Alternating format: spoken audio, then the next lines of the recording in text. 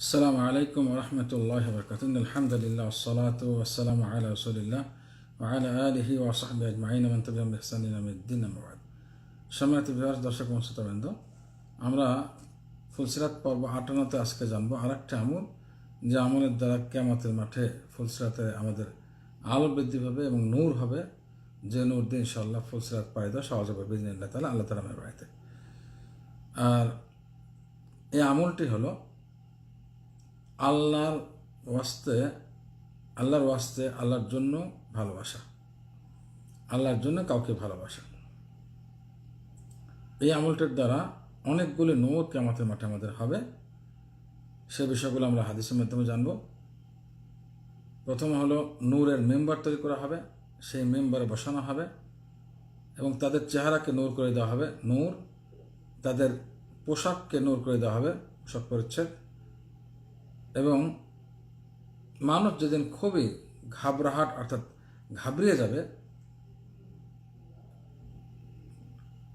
আতঙ্কে থাকবে, ঘাবড়ানো অবস্থায় থাকবে, সেদিন তারা ঘাবড়াবে না এবং তারা একেবারে শান্ত থাকবে। এই ফজিলতগুলি এসেছে আল্লাহর রাস্তায় ভালোবাসা। হাদিসটি আমরা নেই, খুবই ফজিলতপূর্ণ হাদিস। হাদিসটি শেখ আলবানী সহিহ তরকিবে সহিহ বলেছেন, 3027 নম্বর হাদিস। হাদিসটি আবু মালিক আশআরী রাদিয়াল্লাহু তাআলা থেকে বর্ণিত। মহানবী সাল্লাল্লাহু আলাইহি ওয়াসাল্লাম থেকে তিনি বর্ণনা করেন, রাসূলুল্লাহ সাল্লাল্লাহু আলাইহি ওয়াসাল্লাম বলেছেন, হে মানব সকল, শোনো এবং বুঝো এবং জানো। শোনা, লিসন, বুঝো, এটা আন্ডারস্ট্যান্ডিং, এবং জানো এবং এটা লার্নিং। তো এখানে তিনটা জিনিস বলতে, শোনো, বুঝো এবং জানো। সেটা কি? নিঃসন্দেহে আল্লাহর জন্য কিছু আল্লাহর বান্দা আছে বা হবে, যারা আম্বিয়া কেরাম বা নবীগণ নয়, আর কি না, ওয়ালা সোহাদা, তারা শহীদগণ না।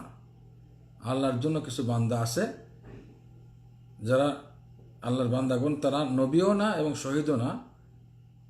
তাদের দেখে নবীগণ এবং শহীদগণ গীপ্তা করবেন, অর্থাৎ ঈর্ষা করবেন তাদের অবস্থা দেখে, এবং তাদের আল্লাহর নৈকট্য দেখে, তাদের অবস্থা এবং আল্লাহ তাআলার তারা নৈকট্য, আল্লাহ তারা কত কাছে হবে, এটা দেখে নবীগণ এবং শহীদগণ তাদের দেখে ঈর্ষা করবেন। সুবহানাল্লাহ, কে এরকম যদি আমরা হতে পারতাম, এরকম বলবেন।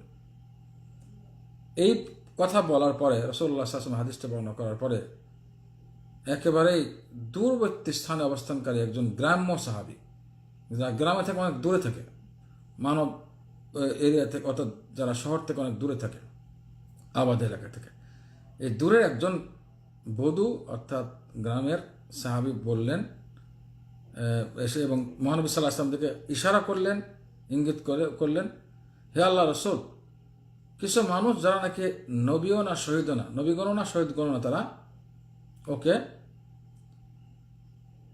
ঠিক আছে, তো তাদের দেখে নবীগণ এবং শহীদগণ ঈর্ষা করবেন, ওরকম হওয়ার আশা করবেন, যদি এরকম হতে পারতাম আশা করবেন। তাদের বৈঠক দেখে, আল্লাহ তাআলার নৈকট্য দেখে যদি এমনই হয়ে থাকে, তো ওই মানুষগুলো কেমন হবে, একটু গুণাবলী বৈশিষ্ট্য বর্ণনা করুন আমাদেরকে। আমরা জানতে চাচ্ছি ওই মানুষগুলো কারা হবে, কি সমাচার, কোন বৈশিষ্ট্যের গুণাবলিতে হবে তারা। মহানবী সাল্লাল্লাহু আলাইহি ওয়াসাল্লাম এই প্রশ্ন শুনে, এই যে গ্রাম্য সাহাবী, গ্রাম থেকে আসছে, একেবারে সরল সিধা, এই সাহাবীর এই প্রশ্ন শুনে খুশি হয়ে গেলেন, চেহারা, মহানবী সাল্লাল্লাহু আলাইহি ওয়াসাল্লাম চেহারা খুশিতে ভরে গেলেন। অতঃপর আল্লাহ রাসূল সাল্লাল্লাহু আলাইহি ওয়াসাল্লাম বললেন যে তারা একেবারেই বিভিন্ন জায়গা থেকে কিছু মানুষ, বিভিন্ন গোত্রের, বিভিন্ন জায়গা থেকে আসবে, বিভিন্ন গোত্রের হবে, তাদের সঙ্গে রক্তের কোনো সম্পর্ক নাই, কোনো সম্পর্ক নেই, আত্মীয় বন্ধন কিছুই নেই, তারা দূর দূরান্ত থেকে আসবে এক একজন। কিন্তু তারা কি করবে? তারা আল্লাহর রাস্তায় পরস্পরকে ভালোবাসবে এবং আল্লাহর রাস্তায় ভালোবাসার ব্যাপারে, এবং তাদের অন্তরগুলো সাফ থাকবে, পরিষ্কার থাকবে, একে অপরের জন্য কোনো ধরনের হিংসা বিদ্বেষ থাকবে না। সুবহানাল্লাহ। আল্লাহ তাআলা তাদের জন্য কি করবেন? 5টি কাজ।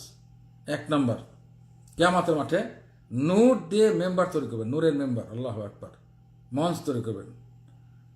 2 নম্বর, আল্লাহ তাআলা তাদের ওই মঞ্চে বসাবেন, তাদেরকে ওই মঞ্চে নূরের মজলিসে বা ওই বৈঠকে অথবা মেম্বারে তাদেরকে বসাবেন, তোমরা এখানে বসো। আর কি করবেন, তাদের চেহারাকে নূর করে দেবেন, তার চেহারা হবে নূর, আল্লাহু আকবার, লাইট কত করে নূর। 4 নম্বর, তাদের কাপড় চোপড় পোশাক পরিচ্ছদ হবে নূর। 5 নম্বর, মানুষ যেদিন মারাত্মক ঘাবড়ানো অবস্থা থাকবে, আতঙ্ক এবং ঘাবড়ানো অবস্থা থাকবে কিয়ামতের মাঠে, তাদের কোনো ধরনের আতঙ্ক এবং ঘাবড়াহট অর্থাৎ কোনো ধরনের ঘাবড়ানো ভাব তাদের থাকবে না, একেবারে শান্ত থাকবে, সুবহানাল্লাহ, তারা একেবারে শান্ত থাকবে। এই 5টি বৈশিষ্ট্য বর্ণনা করলেন এবং তা আরও বললেন লাস্টে গিয়ে 6 নম্বর বৈশিষ্ট্য, ওহুম আউলিয়াউল্লাহিল্লাযীনা লা খাউফুন আলাইহিম ওয়া লা হুম ইয়াহজানুন, তারা আল্লাহর ওলি হবেন যাদের জন্য কোনো ভয় নাই এবং কোনো ধরনের টেনশন, পিছনের টেনশনে সামনে কোনো ভয় নেই। আল্লাহু আকবার। একটি আমল, সেটা হল আল্লাহর রাস্তায় ভালোবাসা। এই আমলটি করা কঠিন না, তবে এত সহজও না। ইখলাস নিয়ে আল্লাহর জন্য কোনো স্বার্থ ছাড়া, পার্থিব স্বার্থ ছাড়া, দূর দূরান্ত থেকে আসবে, কোনো আত্মীয় স্বজন নাই, সম্পর্ক নেই, রক্তের সম্পর্ক নেই, কিন্তু তারা একে অপরকে আল্লাহ রাস্তায় ভালোবাসেন, যেমন একটি সাহাবা কিরাম রাদিয়াল্লাহু তাআলা আমল সম্বন্ধে কোরআনে কারিমেতে এসেছে, আল্লাহ তাআলা তাদের বর্ণনা করেছেন। আল্লাহু আকবার।